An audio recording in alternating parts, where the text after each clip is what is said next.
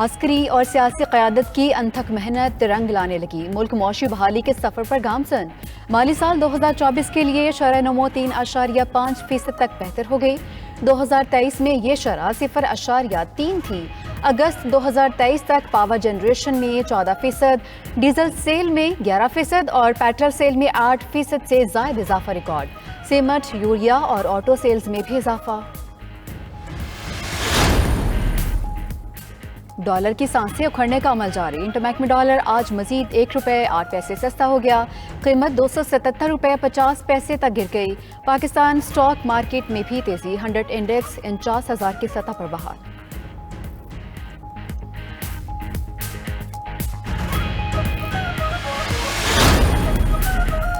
बिजली चोरों के 14 तबक रोशन। मुल्कगीर क्रैकडाउन जारी। 1 सितंबर से 8 अक्टूबर तक 27,381 मुकदमात दर्ज।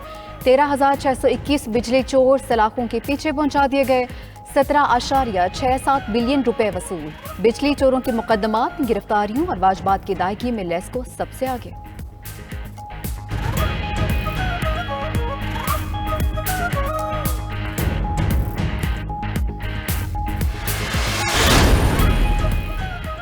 सी-पैक मंसूबे को 10 साल मुकम्मल। पाक चीन दोस्ती की लाजवाब मिसाल। ये मंसूबा 2013 में शुरू हुआ। बीजिंग ने सी-पैक की 10वीं सालगिरह पर तारीखी बेल्ट एंड रोड इनिशिएटिव की जामे दस्तावेज जारी की।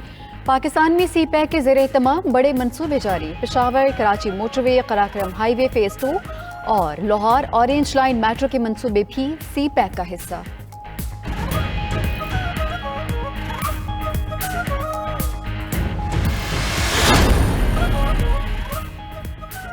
कारगिल हिल कौंसिल इंतखाबात मोदी सरकार के लिए नोश्ता दीवार बन गए। कश्मीरी अवाम ने भारतीय जनता पार्टी को बुरी तरह से रद्द कर दिया। नेशनल कांग्रेस अपोजिशन इत्तेहाद और कांग्रेस ने फतह समेट ली। नेशनल कांग्रेस ने 12, कांग्रेस ने 10 और आज़ाद उम्मीदवारों ने 2 सीटें जीत लीं। बीजेपी सिर्फ 2 सीटों पर ही कामयाब। आर्टिकल 370 खत्म होने के बाद पहले ही इलेक्शन ने इंतहा पसंद हुकूमत को आईना दिखा दिया।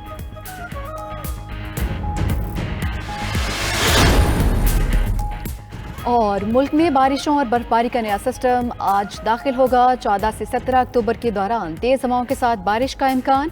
पहाड़ी इलाकों में बर्फबारी मतवक्के। चित्राल, सवात और मरी समेत पहाड़ी इलाकों में लैंडस्लाइडिंग का भी खदशा। महकमा मौसमियात के मुताबिक लाहौर, रावलपिंडी और गुजरांवाला में अर्बन फ्लडिंग का भी खदशा है।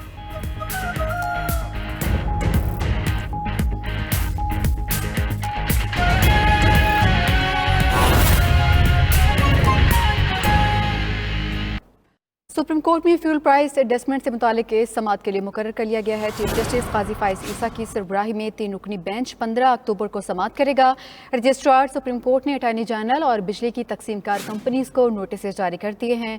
सुप्रीम कोर्ट में फ्यूल प्राइस एडजस्टमेंट से मुतालिक केस समाअत के लिए मुकर्रर कर दिया गया है। चीफ जस्टिस काजी फाइज ईसा की सरबराही में 3 रुकनी बेंच 15 अक्टूबर को समाअत करेगा।